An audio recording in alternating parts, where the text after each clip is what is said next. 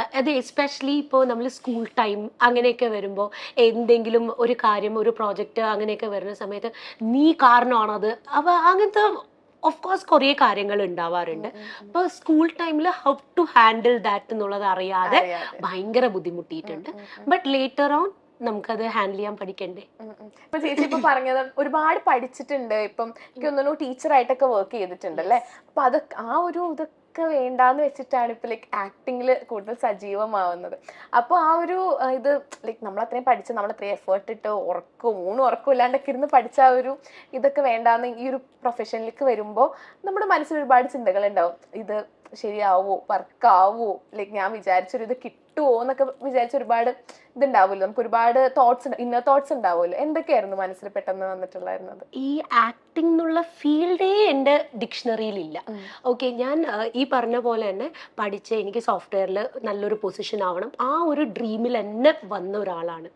But ഞാൻ I M A very emotionally bonded with my family. Okay, ഒരു രക്ഷയില്ല, അങ്ങനെയാണ്. അപ്പം നമ്മുടെ പാലക്കാടാണ്. അപ്പോൾ ഒരു 23 കഴിഞ്ഞ ഉടനെ everybody will ask for marriage. ഇത് നമുക്ക് സോഫ്റ്റ്വെയറിൽ മുന്നേറണം, അത് ഇതെന്നൊക്കെ പറഞ്ഞാലും അവർക്ക് പാരൻസിന് അത് അക്സെപ്റ്റബിൾ ആവണമെന്നില്ലല്ലോ. പിന്നെ നമുക്ക് ഈ ജാതകം, ജോത്സ്യൻ ഇതൊക്കെ വലിയൊരു ഫാക്ടേഴ്സ് ആയതുകൊണ്ടും ഒന്നും പ്രപ്പോസൽസ് ഒന്നും ചേരാതെ ഭയങ്കര ടെൻഷനായിരുന്നു ഇവർക്ക്. നമുക്ക് ടെൻഷൻ ഇല്ല കേട്ടോ, നമുക്ക് വേണ്ടേ വേണ്ട, അതായിരുന്നു നമ്മുടെ ആറ്റിറ്റ്യൂഡ്. അപ്പം ഇങ്ങനെ വന്നപ്പോൾ അച്ഛനും അമ്മയൊക്കെ ഭയങ്കര കൺവിൻസ് ചെയ്തു, എങ്ങനെയാണ് അതാണ് ഇതാണ്. അങ്ങനെയാണ് finally I married Rahul. Okay, അപ്പം ആ സമയത്ത് ഇവർക്ക് ട്രാൻസ്ഫർ കിട്ടുമെന്നാണ് ഞാൻ വിചാരിച്ചത്. So no problem. പിന്നീടാണ് എൻഗേജ്മെന്റ് ഒക്കെ കഴിഞ്ഞിട്ടാണ് I came to understand that അയ്യോ പണി പാലും വെള്ളത്തിൽ കിട്ടിയെന്ന്. ബിക്കോസ് ഇവർക്ക് മറ്റേ ഔട്ട് ഓഫ് കേരള, ഇപ്പൊ ICICI Prudential ഇവർ വർക്ക് ചെയ്യുന്നത്. ഇവർക്ക് ഔട്ട് ഓഫ് കേരള അന്ന് ഓപ്ഷൻ ഇല്ല. So inside കേരളയാണ്. സോഫ്റ്റ്വെയർ എന്താന്ന് പോലും അറിയാത്ത ടൈമിൽ ഞങ്ങൾ കോഴിക്കോടായിരുന്നു കല്യാണം കഴിഞ്ഞിട്ട് ആദ്യം ഉണ്ടായിരുന്നത്. അപ്പം നല്ല സുഖമായിട്ട് ബിരിയാണിയും എനിക്ക് കോഴിക്കോട് ഭയങ്കര ഇഷ്ടാട്ടോ. അപ്പം ഞാൻ അവിടുത്തെ സോഫ്റ്റ്വെയർ ഒന്നും ഇല്ലല്ലോ. അപ്പം വിദ്യാകേന്ദ്ര പറഞ്ഞിട്ടുള്ള ഒരു സ്കൂളിൽ ടീച്ചറായിട്ട് വർക്ക് ചെയ്തു. അപ്പോഴും ഈ ആർട്ട് ഇൻഡസ്ട്രി ഇതൊന്നും നമ്മുടെ മനസ്സിലില്ല. Okay, absolutely blank. സോ അവിടുന്നായി പിന്നെ മോനെ ക്യാരി ചെയ്തപ്പോൾ കുറച്ച് ഭയങ്കര ബുദ്ധിമുട്ടായിരുന്നു. മോൻ്റെ ഡെലിവറിയും മെക്കോനിയം ആസ്റ്റീനും ഒക്കെ ഉണ്ടായിട്ട് കുറച്ച് ബുദ്ധിമുട്ടി അങ്ങോട്ടും ഇങ്ങോട്ടും എന്ന് പറഞ്ഞ് എനിക്ക് കിട്ടിയ കുഞ്ഞ. അന്ന് മുതൽ I thought like I resign, job വേണ്ട. ഓക്കെ, അങ്ങനെ ജോബില്ല. പിന്നെ മോൻ്റെ വളർച്ച അതാണ്. പിന്നെ 2 years ആയപ്പോഴാണ് എൻ്റെ അച്ഛൻ പെട്ടെന്ന് മരിക്കുന്നത്. അപ്പം അത് മോന് ഭയങ്കര വലിയൊരു ഇമ്പാക്റ്റ് ആയിരുന്നു. അപ്പം മദർ ഇൻ ലോ ആണ് ഇങ്ങനെ ഒരു രാരീരം ഒരു ദിവസം കൊണ്ടുപോകും. പിന്നെ it change my life. So അങ്ങനെ അല്ലാതെ ആർട്ട് ഇൻഡസ്ട്രി ഇത് ഒന്നും ഉണ്ടായിരുന്നില്ല. ഇപ്പോഴും ഞാൻ പറയുകയാണെങ്കിൽ ഇമോഷണലി ബ്രെയിന് വർക്ക് ചെയ്യുന്ന ഒരാളാണ് ഞാൻ. ഇനി ഒരു സങ്കടം പറഞ്ഞാൽ ഞാൻ വീഴും. മോനായിട്ട് ഒരുപാട് അറ്റാച്ച്ഡ് ആണ്. ഇപ്പൊ ചേച്ചി റീസെന്റ് കൊടുത്തൊരു ഇന്റർവ്യൂല് കണ്ടിട്ടുണ്ടായിരുന്നു, മോനെ സ്കൂളിൽ വിടാൻ പേടിയാവുക എന്നൊക്കെ പറഞ്ഞു. മേ ബി അത് ഇപ്പോഴത്തെ ഒരുപാട് നമ്മൾ റീസെന്റ് നടക്കുന്ന ഒരുപാട് ഇൻസിഡൻസ് കണ്ടിട്ടുണ്ടായിരിക്കും. അപ്പൊ ചേച്ചിക്ക് അതിനെപ്പറ്റി ചേച്ചിയുടെ പെർസ്പെക്റ്റീവിൽ എന്താ പറയാനുള്ളത്? സത്യം പറഞ്ഞാൽ അത് നമ്മൾ കുറച്ച് സീരിയസ് ആയിട്ട് പറയേണ്ടി വരും. നമുക്ക് എത്ര മക്കളാണെങ്കിലും ഇപ്പോഴത്തെ നമ്മൾ പേപ്പർ ന്യൂസും ഇതൊക്കെ കാണുമ്പോൾ നമുക്ക് വല്ലാതെ പേടി തോന്നും. അപ്പം നമ്മൾ കുഞ്ഞുങ്ങളെ എന്താ പറഞ്ഞു കൊടുക്കുക, മോനെ തെറ്റ് കണ്ട അത് പറയണം എന്നായിരുന്നു ഞാൻ പഠിപ്പിച്ചത്. ഏറ്റവും വലിയൊരു അബദ്ധം ഇപ്പം ചെയ്തത് അതാ. ഇക്കാലത്ത് നമ്മൾ ഒരാളെ എന്തെങ്കിലും ഒരു ചെയ്ത് കഴിഞ്ഞ് തിരിച്ചു പറഞ്ഞു കഴിഞ്ഞാൽ എന്തായിരിക്കും അവരുടെ റെസ്പോൺസ്? എന്ത് ചെയ്യുന്ന പ്രിഡിക്റ്റബിൾ ആണോ? അല്ല. അപ്പോൾ മോനെ റിയാക്ട് ചെയ്യരുത്. ഇത്രയും കാലം പഠിപ്പിച്ച ഒരു സാധനം റിയാക്ട് ചെയ്യരുതെന്ന് പറഞ്ഞാൽ പെട്ടെന്ന് മനസ്സിലാവില്ലല്ലോ. അപ്പം അതിൻ്റെതായ ബുദ്ധിമുട്ടുകൾ ഉണ്ടാവും. ഒരു പിയർ പ്രഷർ, ഇപ്പോൾ 8th standard ആയി, അപ്പം അതിൻ്റെതായിട്ടുള്ള ഒരു ബുദ്ധിമുട്ട്. പിന്നെ ലൈക്ക് നമുക്ക് ഇപ്പോഴത്തെ ഒരു റൂള് പ്രകാരം ആർക്കും സ്ട്രിക്റ്റ് ആവാനും ഒന്നും പറ്റില്ലല്ലോ. സോ വാട്ട് എവർ ഹാപ്പൻസ് അങ്ങനെ വരികയല്ലേ. അപ്പം നമുക്കും പേടിയാണ്, ദൈവമേ ആരെങ്കിലും ഇനി എന്തെങ്കിലും പറഞ്ഞ് എന്തെങ്കിലും ചെയ്യുമോ, ആ ഒരു ടെൻഷനൊക്കെ ഉണ്ട്. അങ്ങനെയാണ് സ്കൂളിൽ ഇപ്പോൾ വിടുന്നത്. മീൻസ് അങ്ങനെയല്ല, അവർ നല്ലോണം പ്രൊട്ടക്ട് ചെയ്യും. ബട്ട് ഉള്ളിൻ്റെ ഉള്ളിൽ നമുക്ക് ഈ പുറത്ത് നടക്കുന്ന കാര്യങ്ങൾ അറിയുമ്പോൾ ആസ് എ മദർ നല്ല മടിയുണ്ട്. അതെ, അല്ല ഇപ്പൊ മിക്ക പാരന്റ്സും ഫേസ് ചെയ്യുന്ന ഒരു ഇതാണ്. കാരണം ഇപ്പൊ ഒരുപാട് ഇൻസിഡൻസ് നമ്മൾ കാണുന്നു, ലൈക്ക് കുത്തിക്കൊല്ലുന്നു, സ്വയം സൂയിസൈഡ് ചെയ്യുന്നു. കാരണം അച്ഛന്മാർക്ക് പിന്നെ അവര് വർക്കിന് പോകുന്നോണ്ട് അത്രയും ഇതല്ല, പക്ഷെ അമ്മമാരുടെ ഉള്ളിലായിരിക്കും ശരിക്കും അതിന്റെ ആ ഒരു തീ ഉള്ളത് അല്ലേ. സത്യമാണ്. കാരണം എനിക്ക് എൻ്റെ ഒരു പേഴ്സണൽ ഒപ്പീനിയൻ എന്താ വെച്ചാൽ നമുക്ക് റൂൾസ് കുറച്ചുകൂടെ സ്ട്രിക്റ്റ് ആവണം. ഓക്കെ, ഒരു തെറ്റ് ചെയ്ത് കഴിഞ്ഞാൽ പിടിക്കപ്പെടും, അതിന് നല്ലൊരു ശിക്ഷ കിട്ടുന്നുണ്ടെങ്കിൽ നമ്മൾ ആ തെറ്റ് ചെയ്യാൻ കുറച്ചൊന്നും മടിക്കും അല്ലേ. പണ്ട് നമ്മൾ സ്കൂളിൽ പഠിക്കുമ്പോൾ അയ്യോ ആ ടീച്ചറെ ഇന്ന് ചുട്ടട്ടി കിട്ടുട്ടോ, അതാണ് നമ്മളെ നല്ല രീതിയിലേക്ക് പോകാനുള്ളത്. പക്ഷെ ഇന്നിപ്പോൾ അടിയില്ല. ഇപ്പോൾ ഒരു റൂള് വന്നിട്ടുണ്ടെന്ന് തോന്നുന്നു, ഒരു ചെറിയ മാറ്റം. മീൻസ് അടിക്കാം, വടിയെടുക്കാം എന്നൊക്കെ ഹൈക്കോടതി പറഞ്ഞു എന്നുള്ളത് ഞാൻ മിഞ്ഞാന്ന് വായിച്ചിട്ടുണ്ടായിരുന്നു.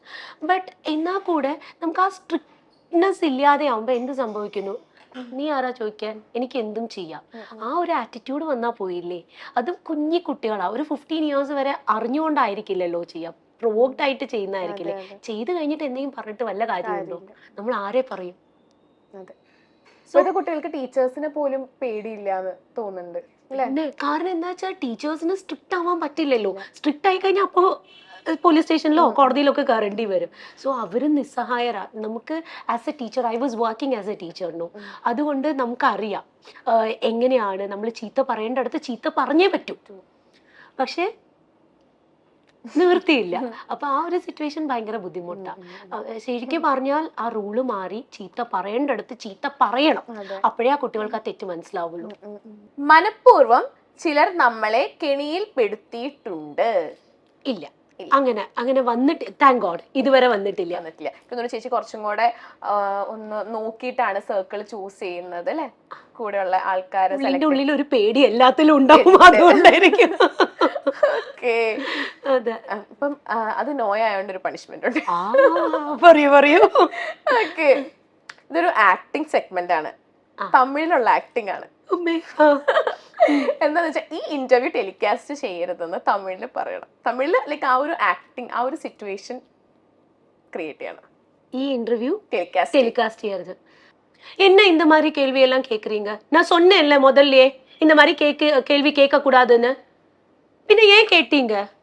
அம்மா ചെറിയ மிஸ்டேக் பண்ண. என்ன மிஸ்டேக்? அது சொல்லிட்டு தானே நான் இங்க வந்தேன்.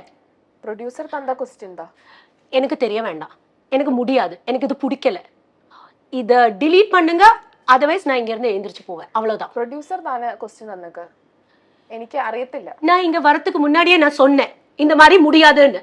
பின்ன என்ன இப்படி எல்லாம் கேக்குறீங்க? சேனல் தந்த क्वेश्चन தான், அது எனக்கு தெரிய வேண்டாம். ஐயோ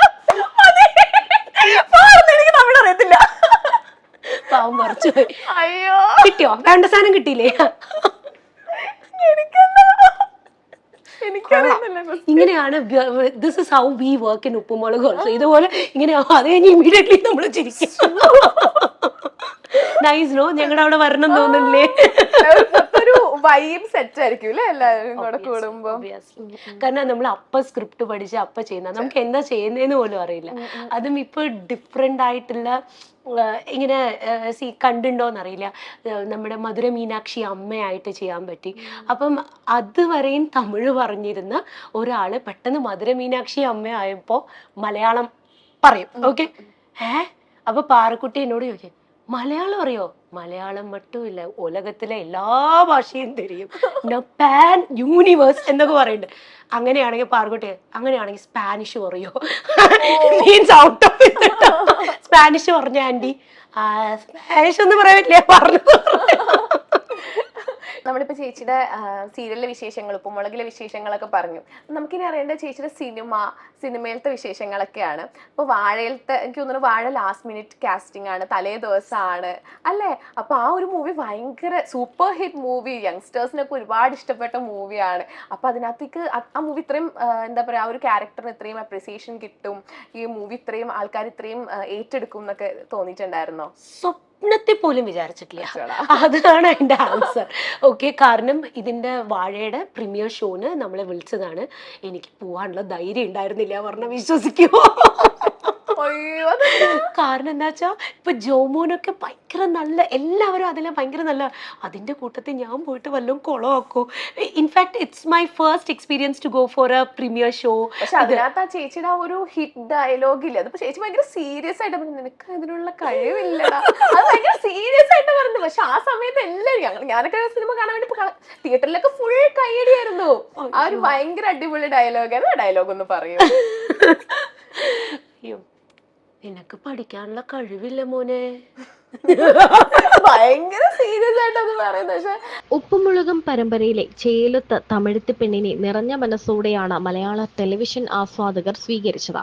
ധാവണിയിൽ അതിസുന്ദരിയായി എത്തിയ കനകം ഉപ്പുമുളകിലും അതിഥി താരമായിട്ടാണ് വന്നു പോയത് എങ്കിലും പ്രേക്ഷകരുടെ മനസ്സിൽ ഒരു പ്രത്യേക സ്ഥാനം തന്നെയാണ് താരത്തിന് ലഭിച്ചത്. ചുരുങ്ങിയ സമയം കൊണ്ട് തന്നെ കനകത്തെ പ്രേക്ഷകർ സ്വീകരിക്കുകയും ചെയ്തു. രോഹിണി രാഹുൽ എന്ന താരമാണ് കനകമായി എത്തിയത്. തന്റെ അച്ഛന്റെ മരണം സംഭവിക്കുന്നത് മകൻ റോഹന് 2 വയസ്സ് മാത്രം പ്രായമുള്ളപ്പോഴാണ്. ആ പ്രായത്തിലും ആ സംഭവം അവനെ ഏറെ തളർത്തിയിരുന്നു. മോന് ഒരു മാറ്റം ആ സമയത്ത് അനിവാര്യമായതിനാലാണ് രാരി രാരീരത്തിന്റെ ഓഡീഷനിൽ പങ്കെടുക്കാൻ തീരുമാനിച്ചത്. അല്ലാതെ ഒരു മത്സരത്തിനായി പോയതല്ല. സെലക്ഷൻ ആകരുതേ എന്ന് പ്രാർത്ഥിച്ചു. എന്നാൽ അപ്രതീക്ഷിതമായി അവിടേക്ക് എത്തപ്പെട്ടു. അവസാനം ടൈറ്റിൽ വിന്നറുമായി. പിന്നെ കരിയറിൽ നടന്നതെല്ലാം യാദൃച്ഛികം മാത്രമാണെന്നാണ് രോഹിണി പറയുന്നത്. ഒന്നിൽ കൂടുതൽ പരസ്യ ചിത്രങ്ങളിലാണ് പിന്നീട് എത്തപ്പെട്ടത്. അതെല്ലാം കരിയറിൽ ഒരുപാട് മാറ്റങ്ങൾ വരുത്തുകയും ചെയ്തു.